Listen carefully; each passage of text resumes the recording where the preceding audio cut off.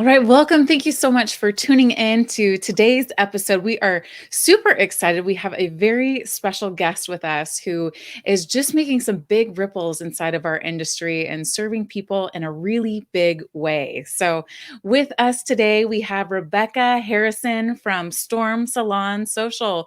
Welcome, Rebecca. We're excited to have you here. Thank you, Lindsay and Jen. Thanks for having me on.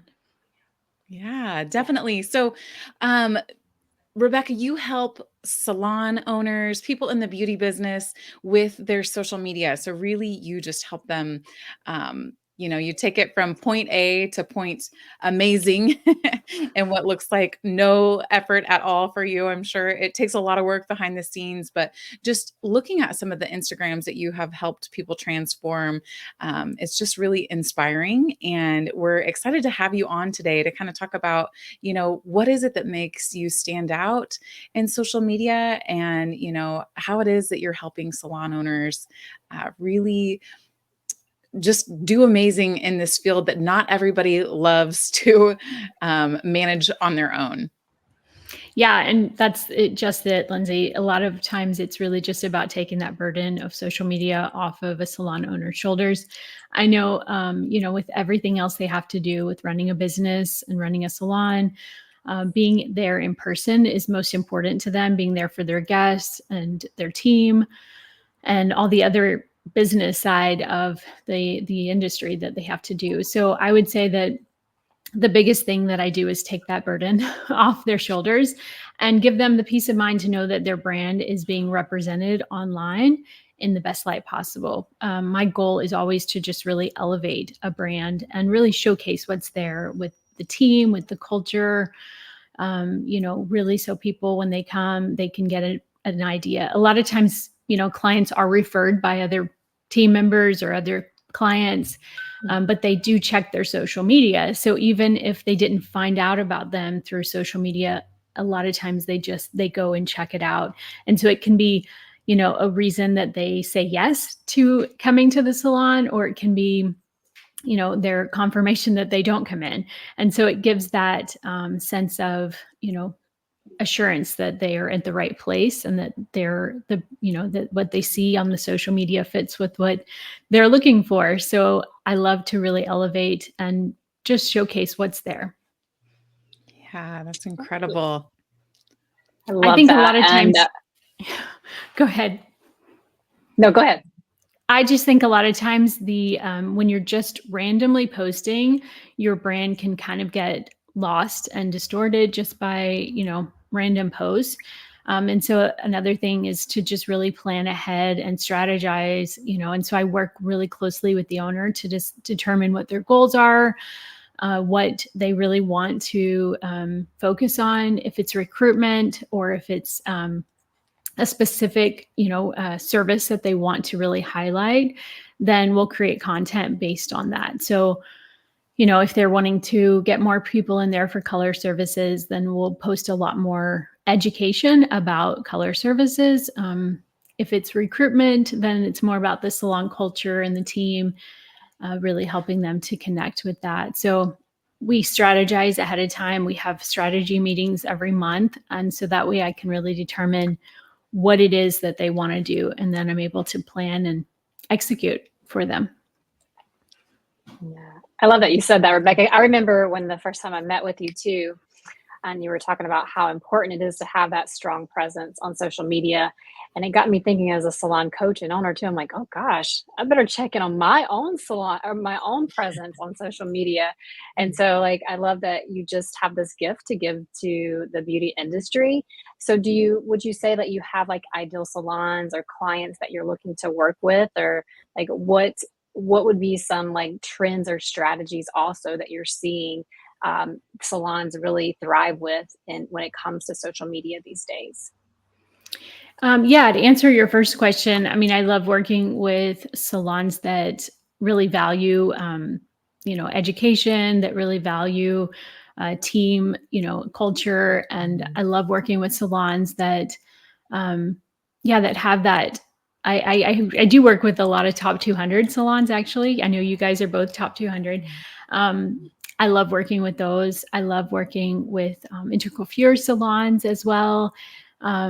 Yeah, just ones that I would say really do value the experience for their guests, that value their team, and that really want to attract the right clients and the right team members. Yeah. Super cool. What do you think are some of the trends that you're seeing right now? Maybe even if it's not super trendy, what is just performing really well on social media? What are some insights that you have around that? What really does better is when you post your team or yourself, or obviously people do want to see the work that you're doing, but they really want to connect with you more than they do even the work that you do, and that's what I found is most is gets the most response, gets the most engagement, and the most impression is when people are able to connect with you and get to know you and your team. And because, whether it's a potential team member or even a potential client, it's like they want to come sit in your chair because of you. Obviously, yes, you need to do good work as well, but they do, sit there for a long time. They open up to you. And so it's important that they know who they're about to sit in their chair. And so I find that those get the most impressions and the most engagement, really. That's awesome. I remember, Rebecca, the first time that I met with you as well, I remember you sharing just kind of your thoughts around seeing the back of hair pictures. Yeah. And I know that that is, such a big thing inside of our industry. Can you share kind of what you shared, what your insights are on, seeing an Instagram full of the back of people's hair? Yeah, I mean, it's not really connectable for a consumer, especially. I think that in our industry, hairdressers love seeing back of heads because they're just so pretty, and the way that they're able to lay the hair out is really beautiful. But for a consumer, it doesn't really show like how it's going to lay around the face, or bone structure and all of that. And so I feel like it's important that that for the consumer especially, post more side or front images if your clients are okay with that. Most of the time they are, but obviously you have to ask them. If they're not, then even if you just try to get a side view, that's better than just the back of the head. So it definitely performs better too on social media. Yeah, That's that's awesome. great. Thank you. And thank you for all those great insights as well. And you have a great story as well about how you got into this industry, because you're not naturally a service provider or salon owner by trade. So would you mind just sharing like what got you on this journey to the beauty industry? Because I think it's a really great story. And I Yeah. think it'd be great for people to hear. Yeah. So I used to be a recruiter actually for 8 years. I worked in higher education. I would travel and recruit college students to go to grad school. And then I recruited junior college students to go to a university. So I was working for Dallas Baptist and Regent University. So I come with that recruitment background. And then it was in 2013 that I started working with Vivian McKinder, and I was running her business in New York. And so I used to produce all of her fashion shows and photo shoots, and I sold all of her education and marketed her education online as well as her in-person experiences. So that was my background. When I moved to California, that was when I set up my own business because I became an independent contractor, still working with her. But that was when it was time to set up my own. And that was in 2017. And so I started doing a lot of marketing for salon owners, as well as some coaching and social media management. And then and I also produced Backstage New York Fashion Week for 3 seasons and things like that, which I'm actually getting back involved with Fashion Week again, starting this September, and even able to bring a team with me in February to Milan and Paris Fashion Week. So that's exciting. But yeah, I that's kind of how I started my own business. And eventually I stopped working with Vivian in about 2018. but we're still, really connected. And I love the work that she does. And I think especially her face shape education to salons, it's amazing because she really helps them, learn how to do haircuts that are based on bone structure and face shape. And I have some videos on my social media actually where I interviewed her and she talks about that. But yeah, so her education is amazing. Just a little shout out if you're Yeah. interested, in continuous learning, I would recommend Vivian McKinder for sure. But yeah, I worked with her and ran her business, and then eventually started my own business in 2017. So yeah. Yeah, That's I awesome. love What a that story. Yeah. mhm. So cool. So tell us about that opportunity that you have coming up. Then working backstage during Paris and Milan Fashion Week. You said that you're going to have the opportunity to take a team with you. So what does that Yeah. kind of look like? Yeah, so I'm actually partnering with a company that the lady is a professor in Florence and Italy, and she takes groups of college students and pre-college students to Europe for Paris and Milan during Fashion Week. She does an experience with them where they even have a learning, like a language class. They do a tour.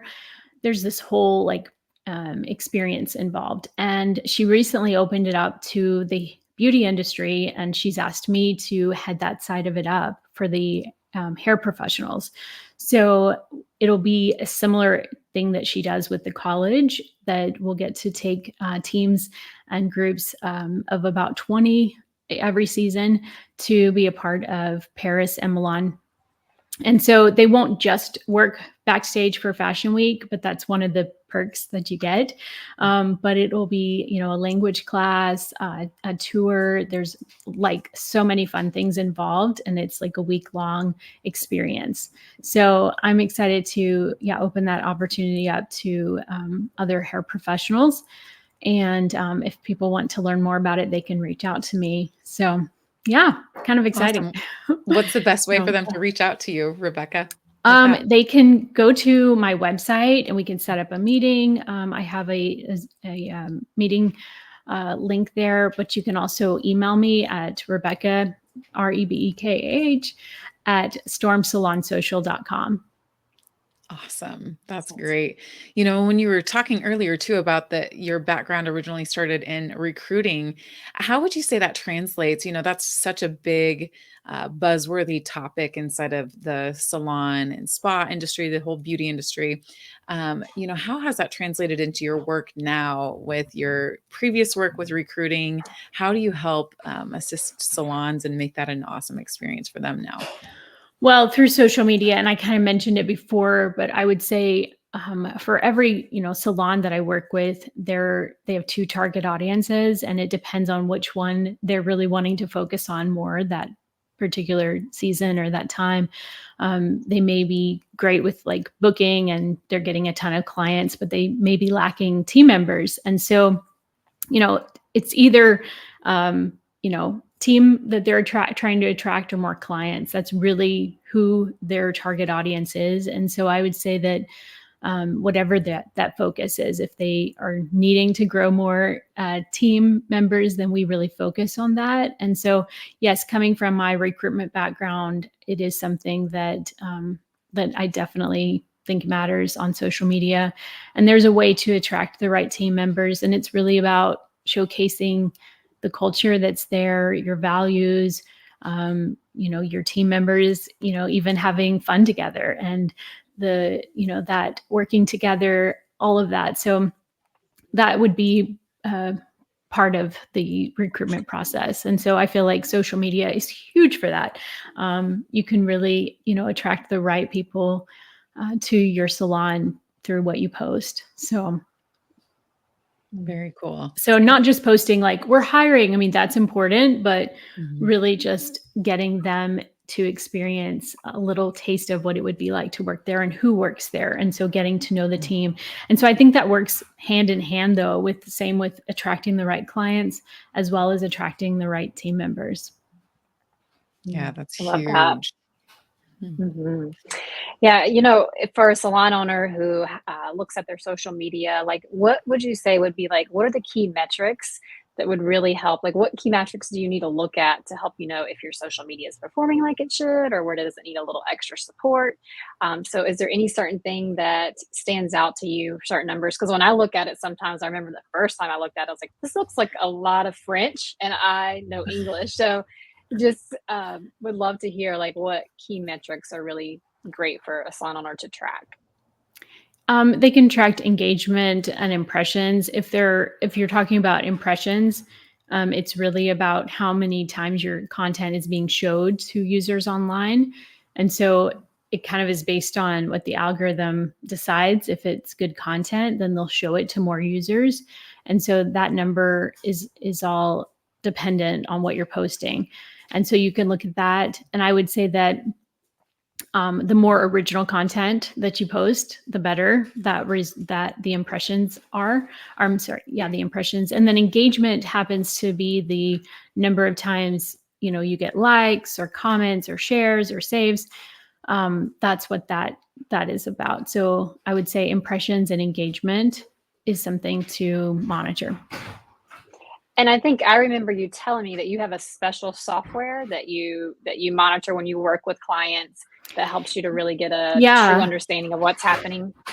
yeah, so I'm able to put all of their social media platforms inside of a software, and it gives me the ability to know exactly what time to post on every single one of them. It analyzes their audience to determine when they're on the most. And so when we post, we may have, you know, the same content and it's going on multiple platforms. That's what I do with the clients that I work with. And so it'll always, we'll always know when to post Facebook and when to post Instagram or TikTok or YouTube or all the different places. I also post on Google My Business, and the more you post on Google My Business, the more it can help you rank higher as well.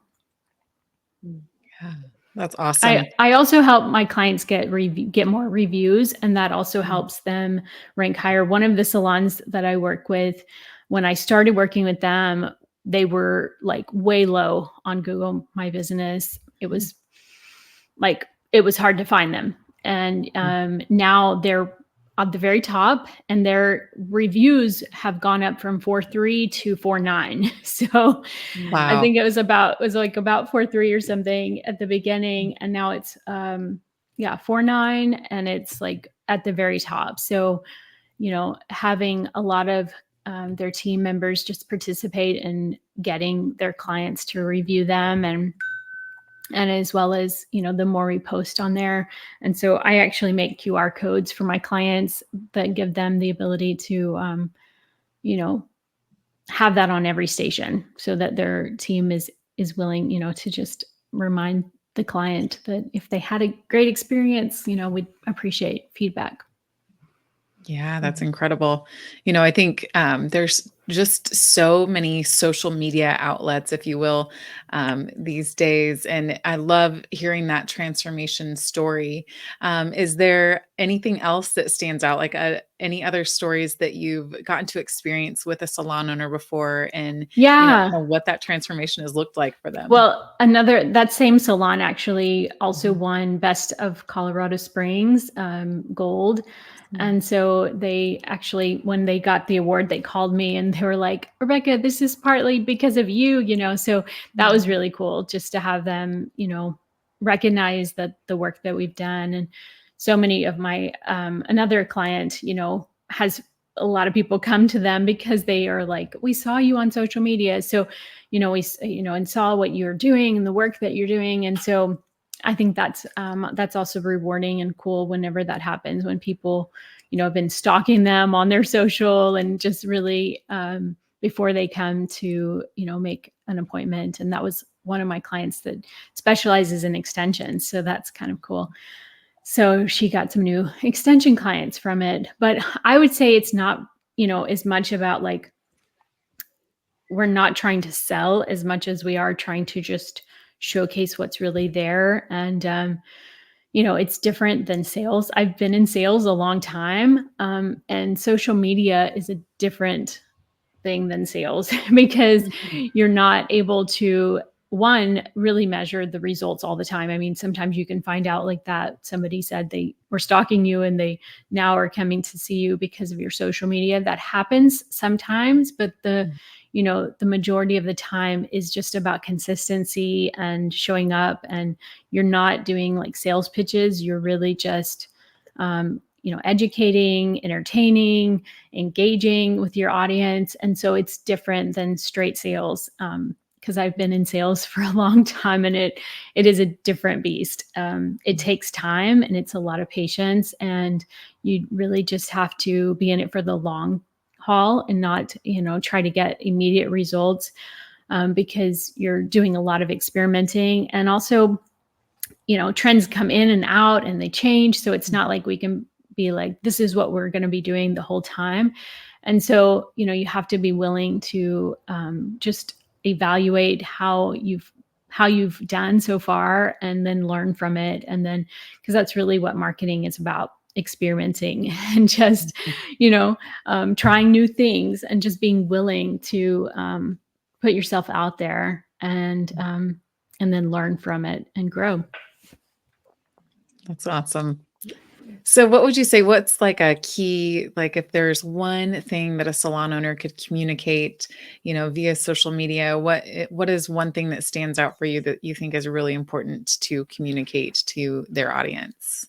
I mean, I think it's different. It's just really who you are, Mhm. letting people know who you are. You're not really competing with other salons because you're you. And so, it's not like you'll look at someone's social media and see the same things, because everybody has different team members, everybody has different culture and different value systems. And so I would just say be you, be unique to what your goals are, what your brand is about. And that's the biggest thing that I really love to do is bring to light what's there. And so if, whatever their focus is, whatever is really there, just make it shine and make it stand out. And that makes you unique because there's only one of you. So yeah, Mhm. so it's not like it's a competition even to other salons in your area. You're all unique and different. And I think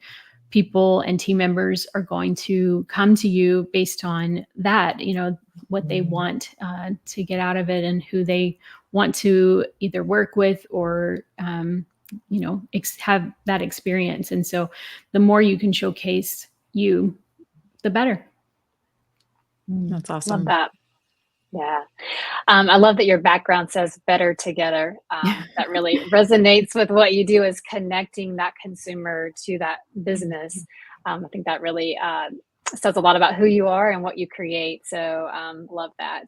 And so for that Thank you. salon owner that's like, you know what, this sounds great and all, Rebecca. These are some great hot tips. But like nobody's got time for this. Like I just can't That's where I find come time to in. do social media.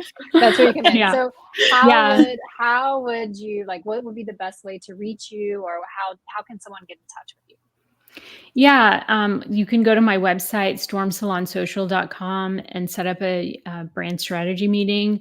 It's like a 30-minute session that we have where I, can look over what you already have on your website and your brand, and just really give you that consultation, and then tell you a little bit about what it is like working with me and having me handle that for you. I think one of the things I found is really valuable is how when I start with a client, I love coming out there to their space and their salon and spending like a few hours and just getting a ton of content. I do that. Really, I love to do that when I first get started, because then I can get like 90 days of content from a team, because it is hard for a salon a lot of times to gather content to send to me, and also they don't really know what to get. And so they can still send me content, and that's something that I love for them to do, but having that not be a burden is really what my goal is. And so that's why I love coming out to their space and getting to know their team and putting them on camera with, my video cam with I have a GoPro, and then I also have a nice Canon. And so I take high quality images as well as put them on a microphone and do different video segments. And so it's really amazing and helpful, and it's really valuable. So I would say that, that's how we get started. And so I come to you wherever you are, and my clients are all over the place. And so that's an important part of getting started. That's amazing. Well, Rebecca, you really are transforming an area in a lot of salon owners' lives that's a really big pain for them, and making it an easy process. And you have a beautiful heart for our industry, and you can just see your passion not only on your website stormsalonsocial.com, but also just on the salons that you get to work with. And so, if you have taken something away from today's podcast with Rebecca, I know she would love to hear from you, love to meet you. I learned a lot, just even the short amount of time that we got to spend together, and of course again today. And it's just really exciting what you're doing for our industry, and we're grateful to know you and to be on this journey together. Thank you, Lindsay. Thank you, Jen. Me as well. Awesome. Well, thanks for tuning in, and we look forward to seeing you guys again soon.